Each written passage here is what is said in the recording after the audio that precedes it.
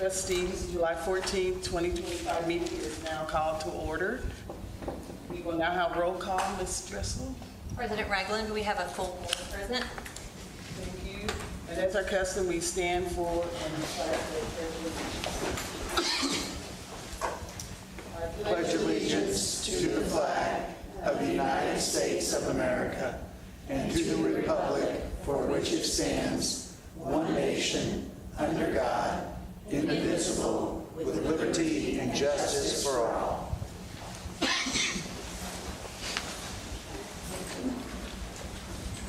we will now have good news. Thank you very much, President Ragland, trustees, Superintendent Hoover, for good news this evening. Once again, the good news continues in the summer, and been lifting these throughout the summer. We've had two more since our last meeting.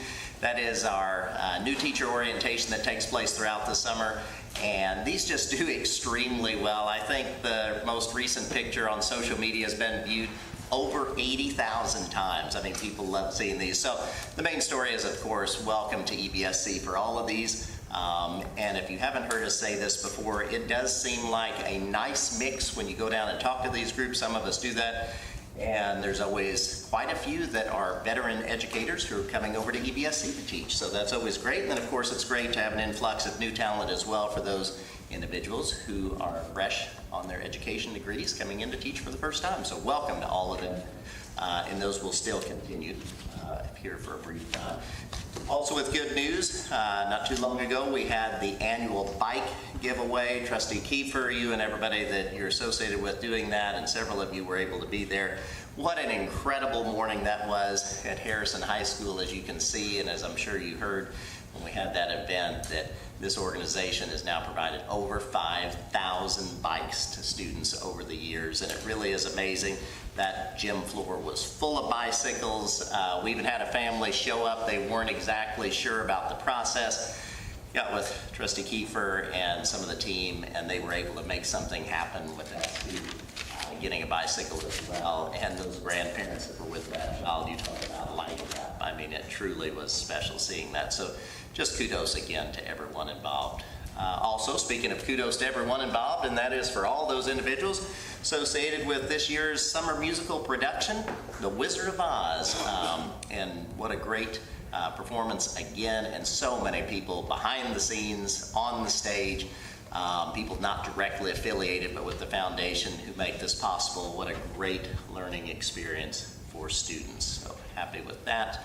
And then just finally, we want to say one more time thanks to WNIN for our partnership. We put together the lessons for primary age students for both math and reading language this year. Those aired on WNIN daily in the month of June. We then shared them on social media. They still live on social media, so when we've done these type of things before, people continue to go back to them to find things for their children to watch, to just help with them. But we certainly appreciate this valuable partnership we have with WNIN, and that is good news. Hey, Karen, can I just say something? So back to the bike event, that is a nice event that takes a lot of time and energy and resources, but we couldn't do it without everybody's hard work putting that together. So I want to just publicly thank some people, Kim McWilliams and his team. Really, I couldn't do it without him. And it's Garland Copeland, Rick Helms, Daniela Hudson, Brandon Griggs, I think it's Rorner, Billy Ritchie, Cameron Chapman, Scott Deason, Sunday Curl, Billy Galeto, Sam Swope, and Sean Phillips. But they put so much behind the scenes, time, energy, and effort. We couldn't do it without them. But this is, I think, the reason we do it. Now, go back to that elderly couple that was there. I think you came and got me and went over and I said they had their grandchild there, and I said, well, this is all organized and it's an event, the whole 9 yards. But I said, I'll tell you what, I'll play a little game. You can win, maybe a bike. And he's going, okay. And I said, guess how old I am? And so he wouldn't say anything, and the grandmother said, just guess, and he goes, 67. And I go, well, I'm 66, but you don't win because I thought I would look 50-something, not older than I am. I said, no, just kidding. So we got in the bike, we got a helmet and everything, and I came back, and I don't know if you remember, the elderly gentleman was he had a walker. Yes. And he stood up, he stood up, and he gave me a hug, and he said, you don't know what you've just done for my grandson. And I said, no, I'm just glad we were able to do it. But that's really why we're doing it. So anyway, I just wanted to share a little bit of that with you and really thank these people that make it, we got a lot of donors and stuff, but we couldn't do it without these individuals. And I will add too, Chris, some of these bikes are given out throughout the year too when there's certain situations. So it's not just this one day in the summer. Yes, that's right. But thank you for everybody. Thank you all very much. We are now ready to move into public comment. Mr. Childers. Thank you, President Ragland. The next item on the agenda is indeed public comment, and it may behoove us to one more time let me reiterate the board's policy and the state law on this matter. Community members who have completed the proper form will be called to the microphone in the order in which they signed up. They'll be asked to state their name, address, and the agenda item upon which their comment will be offered. Speakers will be required to confine their comments to the specific agenda items identified and will be limited to the time allotted, which is no more than 2 minutes. Speakers shall at all times maintain proper decorum and civility, demonstrating respect for all present and an awareness of the presence of children at board meetings. At no time shall a participant approach board members or go beyond the designated area for offering comment. If the participant has items for handout to individual board members, those items shall be given to the administrator in charge when signing in at the meeting. Due to the restrictions of state and federal law, no student shall be named individually during public comment, nor should any individual personnel matters be discussed. Board members will not engage in dialogue with persons making public comments, nor shall they be expected to debate any public statements made. Any person who is willfully disruptive of the meeting may be removed. It is important to remember that there are several other avenues for contacting board members, all of which can be found at evscschools.com. And with that, we have 2 speakers, neither of whom needed to be reminded of what I just read, but for the record, we'll call them up in the order in which they signed up. The first is Larry Samples.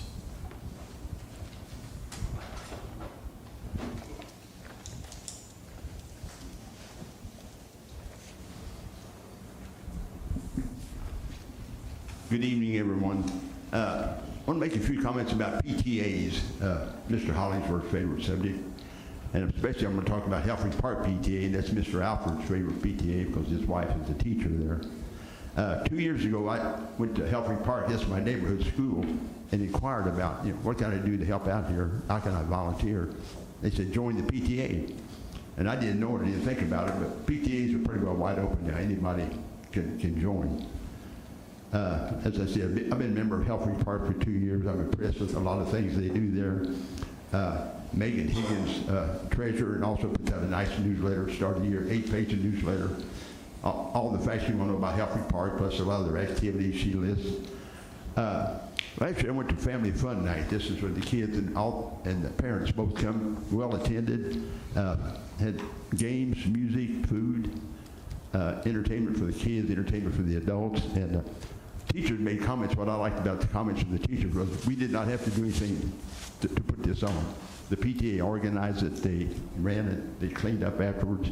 Everything was done by the PTA. Some other things they do, they have a sunshine committee. If a teacher has, somebody dies or something bad happens to a teacher, they send a card, send some flowers. They provide snacks at the staff meetings. They serve a breakfast once every 3 months, serve lunch once every 3 months. I'm also impressed there with the student council teacher, Mr. Lynn, the head of the student council. He's got those kids out in the neighborhood, involved in the neighborhood. They did a neighborhood cleanup. They serve food at the rescue mission once every 3 months. I'm really impressed with what he's doing with the students at Helfrich Park.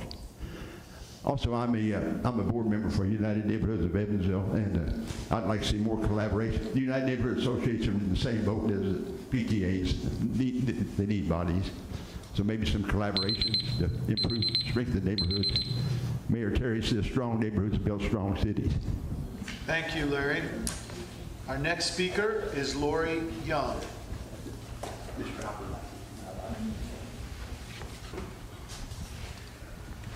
Good evening, President Ragland, trustees, and Dr. Hoover. On behalf of the Evansville Teachers Association, I'd like to warmly welcome Dr. Hoover to our very first board meeting with us. We look forward to working together to support our students and our educators. Over the past few weeks, I've had the opportunity to attend 3 back-to-back conferences out in Portland, Oregon. I attended the National Council of Urban Education Associations conferences, the NEA Conference on Racial and Social Justice, and alongside 5 other locally elected delegates, the NEA Representative Assembly, where more than 6,000 educators across our nation and our federal territories came together to work and advocate for our nation's students and our public schools. During these conferences, we learned strategies to protect and promote disability rights, both physical and mental, how to use trauma-informed practices to deepen family engagement, and meaningful ways to put the justice back into restorative practices. As we bring these insights back to our community, we're also looking ahead to the new school year with our 25-26 ETA working calendar. I did share that with Mrs. Dressel, so you probably have received that or will be receiving that. It details our dates on when our meetings are, our professional development opportunities, and this year we are leaning more into people really wanted to have technology like AI type workshops, so we're going to be working on that. Gaming in the classroom, using computers, not playing just like Uno, I guess, every time. So we have a lot of things planned for this year, and we look forward to everyone being able to join in with us. Thank you. Thank you. And that would be all the speakers we have tonight, President Ragland. Thank you. We're now ready to move into consent items. Good evening, President Ragland and members of the Board of School Trustees. We have 8 consent items for your consideration tonight. They are as follows. 3.01, consideration to approve the minutes of the June 23rd, 2025 executive session and regular board meeting. 3.02, consideration of the allowance of payments. We have invoices, cafeteria, net payroll, and payroll obligations. Total allowance of payments being $33,038,380.95. 3.03, consideration to approve the permanent easement regarding Kays Elementary School. 3.04, consideration to approve the renewal with CDWG for network storage and maintenance. 3.05, consideration to approve the renewal agreement for legal services. 3.06, consideration to approve adult meal prices for the 25-26 school year. 3.07, consideration to approve the renewal with Marzano Evaluation Center, i.e. observation. And 3.08, consideration to approve the agreement with Lexia Voyager Sopris Incorporated. These consent items are presented for you. Second.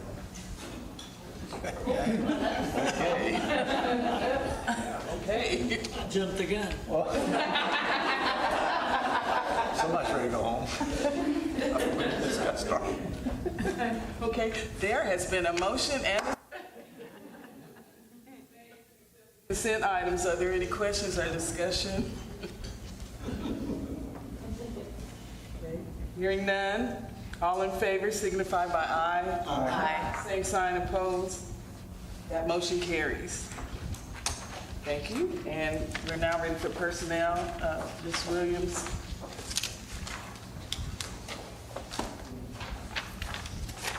President Ragland, members of the board, and Dr. Hoover. Tonight's personnel recommendations include the following: retirements, resignations, regular appointments, position reassignments, resignations from extra duty, appointments to extra duty, reassignments to extra duty, reassignments of administrative appointments, transfers, and consideration of the administrative appointment of Jasmine Bennett, head girls soccer coach at Bosse High School. Consideration of the administrative appointment of Andrea Lodato, principal intern at Hebron. These recommendations are presented for your approval. Move to approve. Second. Okay.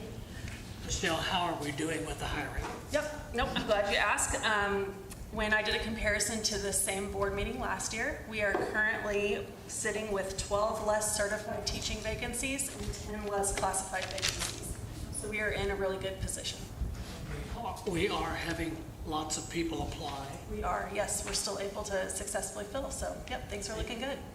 Are administrative positions filled, or?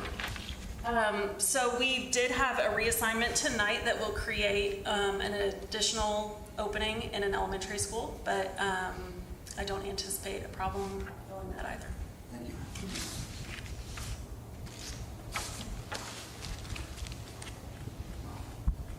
Thank you. Thank you.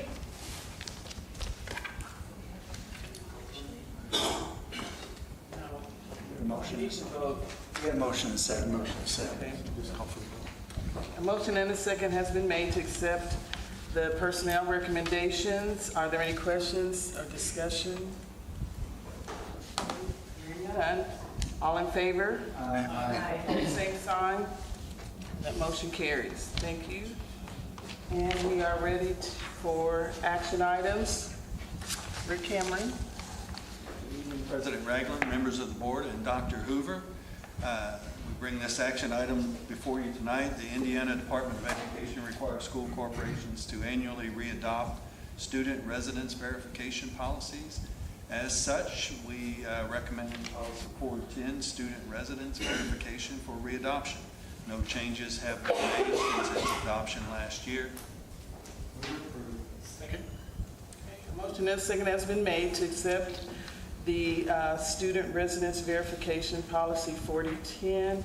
Are there any questions or discussion? Hearing none, all in favor? Aye. Same sign. That opposes? And that motion carries. Thank you. Okay. We are ready for district spotlight. Dr. Hoover. So tonight I'm pleased to introduce what I hope will become a regular part of our board meetings, the District Spotlight. This is a way to bring forward the stories, programs, and people that make EVSC so special. Throughout the year, I plan to invite students, school teams, district staff to share updates and reflections on the important work happening every day across our district. To start us off tonight, we have 3 quick updates from our summer programs. Janae Giesler will share an overview of elementary summer school.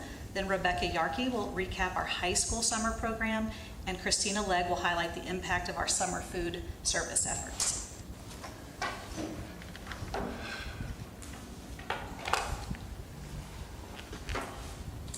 My name is Janae Giesler, and I want to thank you for having me here tonight to share an overview of our elementary school summer program.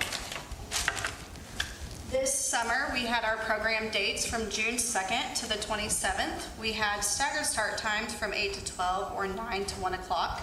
We were able to provide families with 8 host sites, and they were paired geographically, serving students from all 22 of our elementary schools. Our staff that were hired to work the summer school this summer required 25 hours of the science of reading training, and we provided them with an EVSC-led PD. Our AM academic programming focused on early literacy and iRead remediation in preparation for the summer iRead retest opportunity.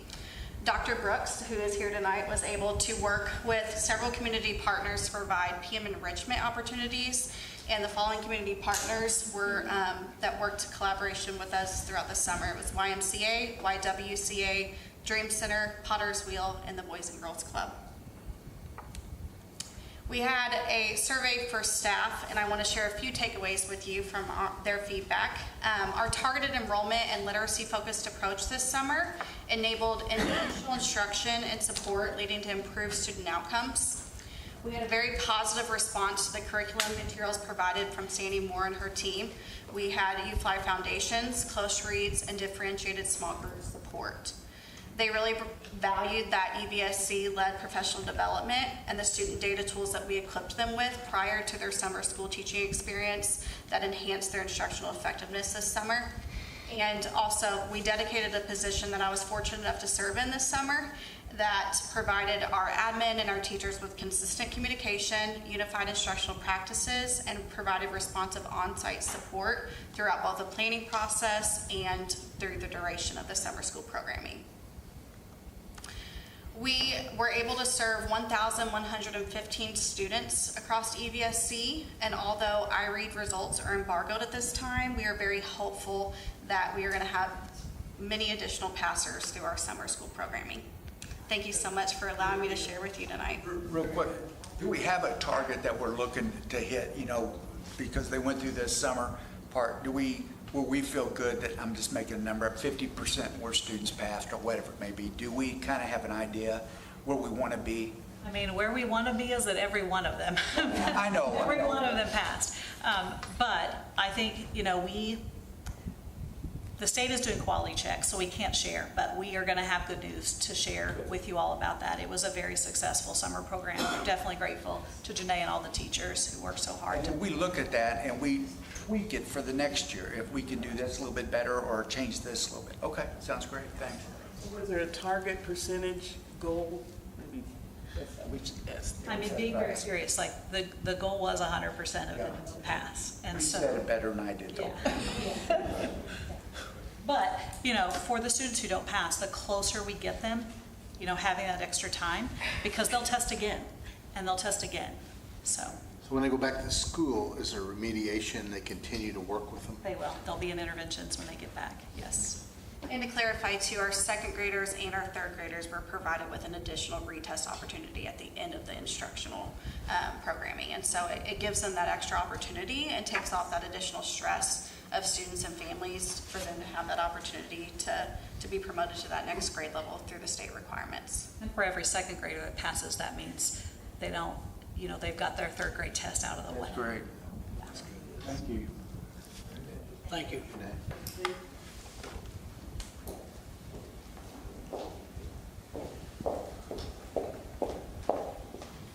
Good evening, I'm Rebecca Yarkey. I am the Virtual Academy Director and also was the principal for our high school summer school program. Thank you for the opportunity to share with you the highlights from our program. We were at Bosse High School in person from May 27th to June 27th. We served over 150 students. We limited our enrollment to 11th and 12th grade students this summer who were in need of credit recovery to gain those graduation requirements. We utilized our APEX curriculum, which is what we use in our virtual academy, for our course content. And what that really allows us to do is leverage teachers who have multiple licenses and they're able to teach more than one class in more than one subject area in a classroom. So for example, a science teacher would be able to facilitate biology, chemistry, and perhaps environmental science while still maintaining a good class size of about 15 students. So really allowing teachers to meet our students where they're needed to help facilitate that course progress. So we had a really great success. We had over 172 credits earned, and so there are 3 categories of courses. We have credit recovery, which are students that need to take a class over again that they failed in their course history. Initial credit or grade replacement. So the biggest difference between credits earned in credit recovery is that they're really looking to master those standards and go back and really take that class over, and the teacher's able to help facilitate that. Initial credit or grade replacement is they have to take the entire course. So we had 34 students take an entire course, which sounds like a lot, and it really is. And we're very excited because our teachers really did a wonderful job of supporting the needs of the learner and helping them to master those standards, but also keeping the integrity of the course and the learning and giving them a robust experience. 76% of our students earned credit, and 34% of our students earned multiple credits, and so that's really exciting. Our goal is always 100% of our students are going to earn that credit, but sometimes life gets in the way, especially for students that are at the high school level. And The really great news to share is that 17 students, or 55% of our seniors who were enrolled this summer, met their graduation requirements and earned their diploma. So not only does that set them up for their success in life and in their future, but also helps our overall EVSC graduation rate improve. So we're really excited.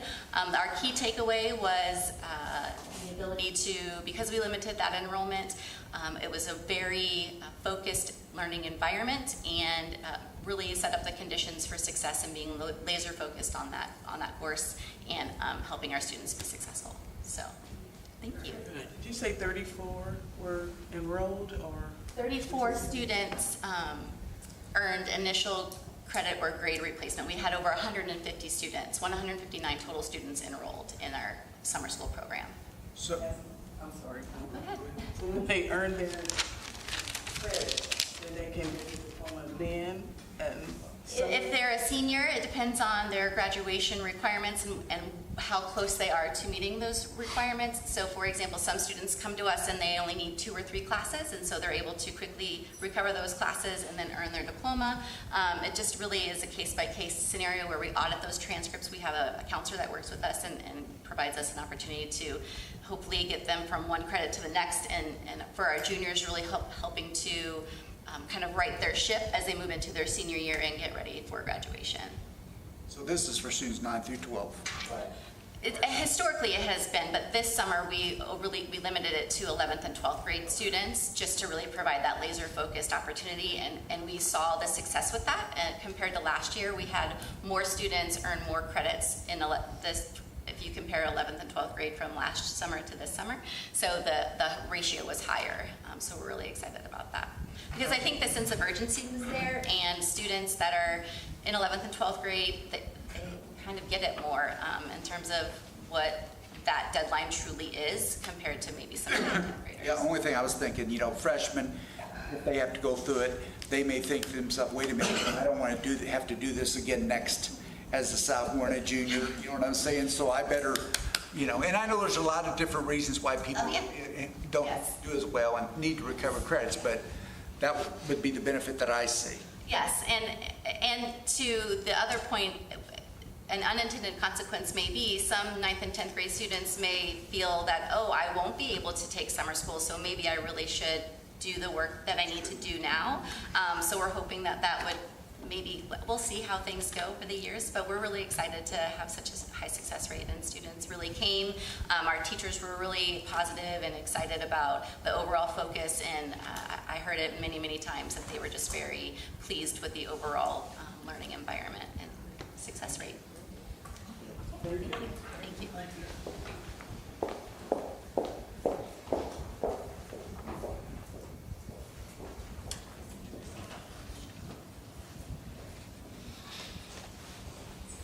My name is Christina Legg, and I'm the nutrition specialist with the Food and Nutrition Department. So thank you for giving me the opportunity in the space to talk about some of the things we do with our summer food service program.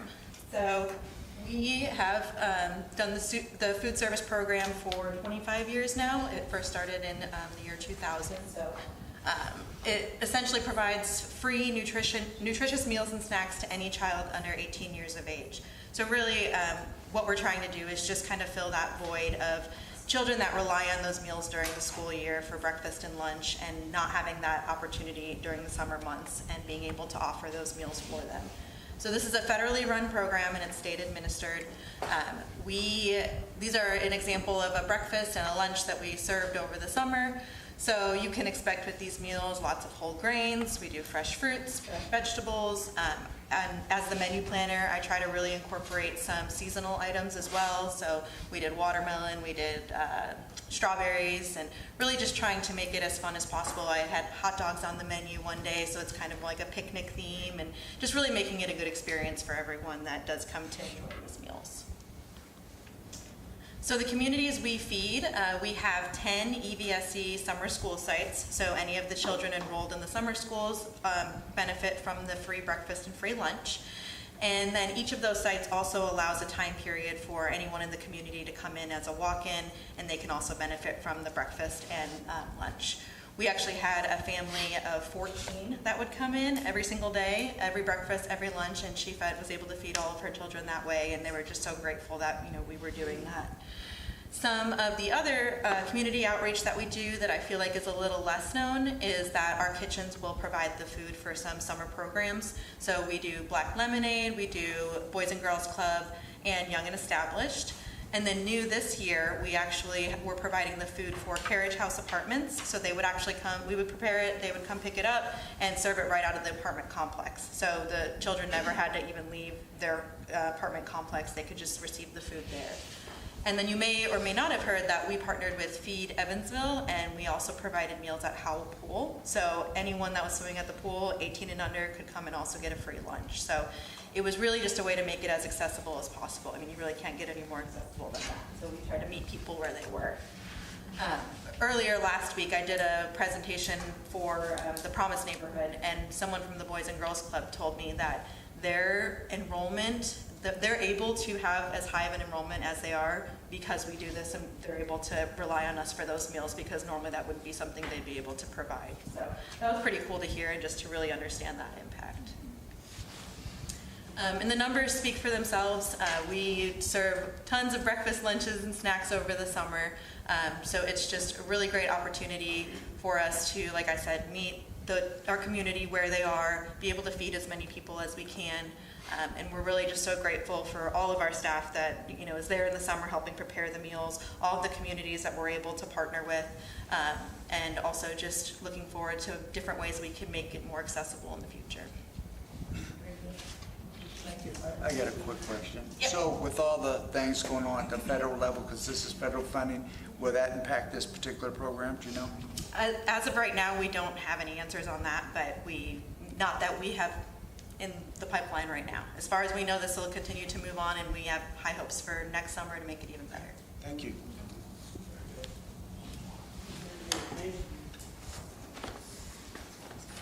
Oh,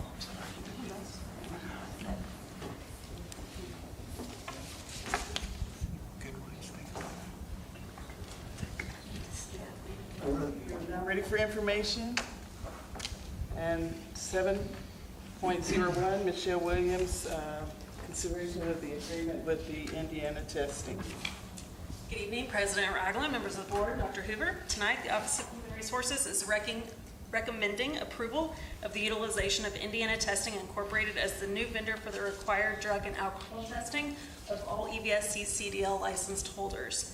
This transition will ensure compliance with Department of Transportation regulations and allow EVSC to obtain the necessary annual reporting required by the Indiana State Police for audit purposes.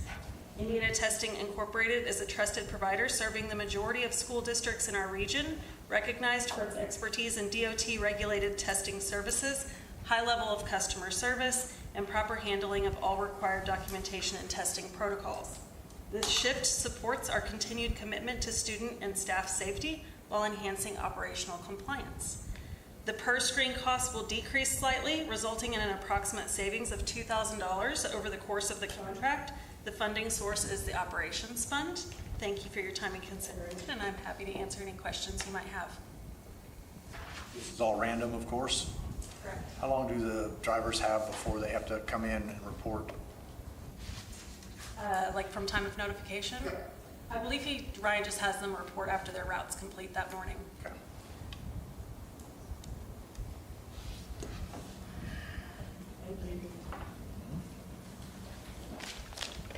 Now ready, Dr. Carr Underwood, 7.02 through 7.08. President Ragland, members of the board, and Dr. Hoover. You have month-end and quarter-end financials for you this evening. For the education fund, we've expended 56.37%, leaving a remaining balance of $50,125,985.42. The operations fund is 49.77% expense, with a remaining balance of $33,076,207.78. Summary of cash balances by fund. This report provides the current cash balances for the debt service, education, exempt debt service, and operations funds. Expenditure ledger summary report by function and object. detailed report of expenditures categorized by both function and object code for the period ending June 30, 2025. Revenue ledger summary. This is summary provides an outline of revenue received as of June 30 for the education, operations, debt service, and exempt debt service funds. Expenditure analysis. This is an analysis of expenditures through June 30 for the education, operations, debt service, and exempt debt service funds. The self-insurance quarterly analysis. This is the second quarter analysis of the EVSC self-insurance fund and wellness clinics. And finally, the 3U revenue analysis. It's a comparative analysis of revenue received for the education, operations, debt service, and exempt debt service funds for the past 3 years as of June 30. Happy to answer any questions of those items you may have. Underwood, in regards to revenues, I just recently read that there might be a delay in payment to Indiana. The governor did not seem, according to the article, not seem concerned about that. Do you have any concerns if when our payment will be coming in, and if it's going to be delayed, what effect it might have? Yeah, so if we're talking about the federal dollars being examined right now, I've been working with our title departments, and so we are positioned to handle a delay for a while. So I'm not overly concerned. We do have a little bit of a runway, so if money is withheld or not provided at all, we'll have time to make those kinds of decisions that won't impact our families or students. Will you keep us updated as to whether or not that's getting better or worse? Sure will. Thank you. We've taken quite a hit, haven't we, for our insurance? Is that going to get better? I guess that's not a fair question, is it? It's a very fair question, actually. So in looking at our self-insurance analysis, our cash balance as of June 30 was in a negative position, which has not been the case for many, many years. We started to experience a little bit of trouble in the first quarter. And it's really, for self-insurance, it's really, for us, it's because of high-cost claimants. We've averaged over the past 10 years or so, maybe 6 or 7 of those, and we've more than doubled that this year. So it's a bad claims year for us. So we are monitoring it very closely. I had to borrow some money. And if you remember, we moved money from the rainy day fund to the self-insurance fund in May, and we're in a position again where I'm having to borrow and watch it closely. So we will have to make a decision before the end of the year. Michelle and I have been working with our benefits consultants to provide some strategies so that we can make a recommendation to this board about a couple of things. One, reducing our claims expense, and the second one being to make a recommendation on increasing our revenue in the fund so that we can support these claims. How would we reduce? So claims are what the claims are, but what we could do is put some strategies in that would possibly look at moving claims to another provider. There's a couple of strategies that we're looking at. Not prepared to make a recommendation just yet, but we will bring that to this board very soon. Do you foresee us not being, we haven't been self-insured that long, correct? 20 years? 2000 and... Do you foresee us going back to any other, we're going to keep our status as self-insured? Yes, I think the strategy that we put in place with long-term, the wellness clinics and being self-insured, and we do examine our benefits every year with our consultants. This is one of those things where I think if you're in the market long enough, you're going to have a bad year, and I think we're just experiencing a bad year. I think it's very possible that next year claims would reduce, would go back to normal, and we'd be right back on track.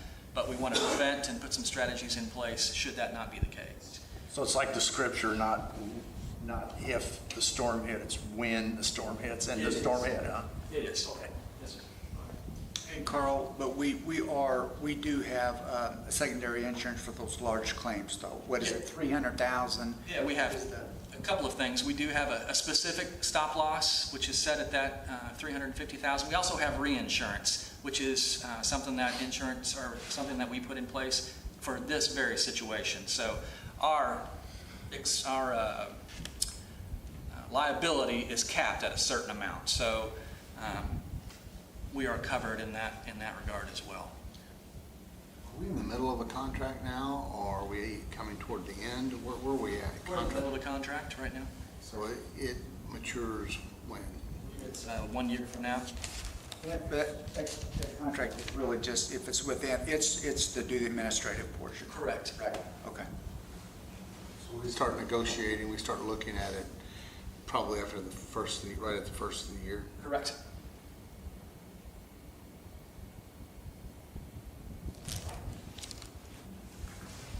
Thank you very much. To continue business and other board members.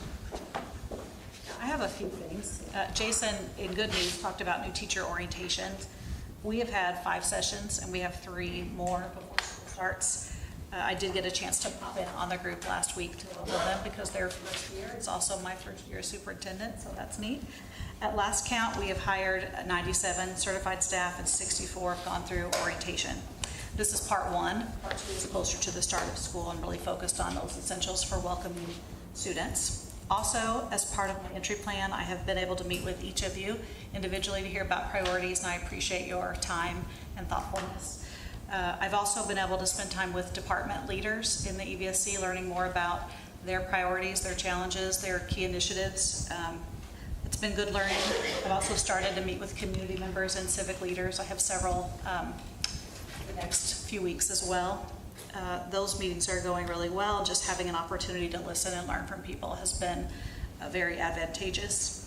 Congratulations to the cast, crew, and orchestra of The Wizard of Oz, and to Melanie. Melanie's here tonight. I know the matinee that I attended on Saturday was awesome, and I know those young people, everybody puts in so much time and effort for a great show. So congratulations, bravo. And then lastly, Town Hall is scheduled for Monday, July 28th, 5 p.m. Legislative liaison, Ms. Lissa. Good evening to everyone. As we know, the 1st of July has now come and gone. So our state, of course, there are new laws that have went into effect, and one that we know, the Indiana attendance law, which, if I can say, I'm quite confused. So there is a question, I should say, or two that I have, Dr. Hoover. Do we know what criteria will be used to determine whether a student's family is needing mentorship, contracts, or referrals? And then the second question, is there any way that we can educate our families about the new law? It is quite confusing. I don't know, if there's a webinar or some type of video that we can upload to our page, because just seeing some and reading some of the chatter, right, with some of the parents and or guardians or just community members all together, it's very confusing and kind of targets some things. So I didn't know if there's a way that we can address those issues in some type of video or just make it known as well. Yeah, I think we absolutely can. Is Kim here tonight? No. We'll work with Kim McWilliams and Jason to talk. I do think we've had some calls at the office, just some confusion around what does that mean if we have a doctor's appointment, or what if it means if we're taking a vacation. And so I think being really clear on, I think the language around exempt versus excused, and what that adds up to be, I think is confusing and alarming to people. So we can absolutely do some videos and also help schools be ready to talk to families. Attendance work, I think, is really personal work, and there's so many unique circumstances. So we'll get the message out, but then also know that we're available and welcoming to talk to any families that are concerned about that. Thank you. I'd also suggest that as students start gathering those absenteeism days, so to speak, that there be benchmarks to where their parents and everyone are contacted, so they understand that, it's getting serious, and look at what the situation is. We absolutely will do that. Our counselors, we have systems in schools now where the teacher reaches out first, then it moves to the counselor's office, then it moves to the principal or assistant principal. But really, it's going to be talking through individual circumstances, because excused absences are still excused absences. And so there are definitions in that for habitually truant and chronic absenteeism. And some of the language I understand can be, it feels very legal and very official, so we'll work with them on this. I don't know if you could give a short summary, I know it's not possible, of that bill to maybe those that are watching or listening, just a little. Yeah, it really, I think the biggest change is it requires a definition of chronic absenteeism, and it talks about what a habitual truant is. It's really getting at the importance of attendance, and it lists what constitutes an excused absence. And we have that also on our website. There's information that's there that talks through what does it mean to have an excused absent. A child is excused if their parent calls them in sick and uses our automated system. But after a certain number of those accrue, there are certain things that then have to happen. I think you're habitually truant at 20, but chronic absenteeism is at 10 days. And so I think it's really just being clear with families what happens by this time. And some of that language has caused people alarm because before, one of the things that was exempt was a doctor's note for an absence. That was exempt before, which didn't count in your attendance at all, but that's now an excused absence, which will add into that day. But the unexcused and excused are counting as part of the 180 instructional days. And they do. Yeah, they do. Now, but having said that, we understand that there are circumstances. And so if we're talking to families at 5 and we're hearing like, here's what's going on, at 10, here's what's going on, they'll work with their medical provider if there's a medical issue as example to start bringing documentation. And there's something that happens at 20 that changes the way it's reported, and so. But if they're sick for whatever, a week, is that still 1 or is it 5 days? That's 5. 5 days, okay. It is. I just want to say, Dr. Hoover, I couldn't tell if this was your first meeting or your 50th meeting, so you did a great job. Thank you very much. I don't need the suck up, sorry.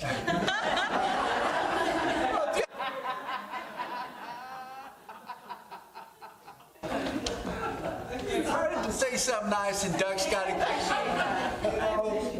I expect it from shoulders, but my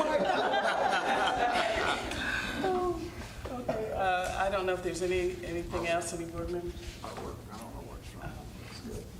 Well, look at the board for the artwork. I think it's still simple. Straight, yeah. Okay. So just acknowledging that. I wanted to just share kind of like the thought and word of the week, and compassion came to mind when this happened. After I was leaving Dr. Smith's retirement reception, I had stopped at a traffic light, and to my left, there was a man. He was face down in the street, bleeding, and he was all entangled in his wheelchair. So without thinking, I just jump out of my car, run to the man, I check around him, ask if he's okay, if he could stand. And at that time, a young man, he got out of his car, he ran over, and he asked, should he call 911? Then another young man in shirt and tie, he approached, and together we were able to stand the man up, get him back in his wheelchair. And the man said that he had tried to go off the ADA ramp for handicap, but he missed the curb, and his wheel went into the drainage. And so, he fell, blood was everywhere. And he said it got stuck, and he fell face first out of his chair. Of course, his face was bloody, blood in the street, on his wheelchair, and 2 young ladies walked up and began to ask the man his name, what hurts, and began looking for something to wipe the blood off his face. So I had some wet napkins in my car, and I got them quickly for the girls. And so they're cleaning up his face, and they told him he had probably broken his nose. And again, they began asking, what's your name? Are you okay? Are you hurting? How is he feeling? And so he kind of came to it, and he said, what's your name? But by then, the ambulance, EMT, and fire and rescue had arrived, and, they took charge from there. But, I wanted to share this story because I couldn't help, and I asked the, young man and young lady if they were medical students, and they said, yes, they were med and nursing students. And in that time, a few adults, they kind of came and went, but the students, they were there like take charge, and go action. And I just wanted to share that it really made me extremely proud, the education that EVSC provides to our students and the great menu of programs offered to and for our students to experience. And I try to boast wherever I go, district, local, national, state, of our good district. So in closing, I just leave this quote. When our time on earth is done, money or material things will not matter, but the love, time, and kindness we've given others will shine and live forever. So if there's nothing else to come before the July 14, 2025 meeting is now adjourned. Thank you.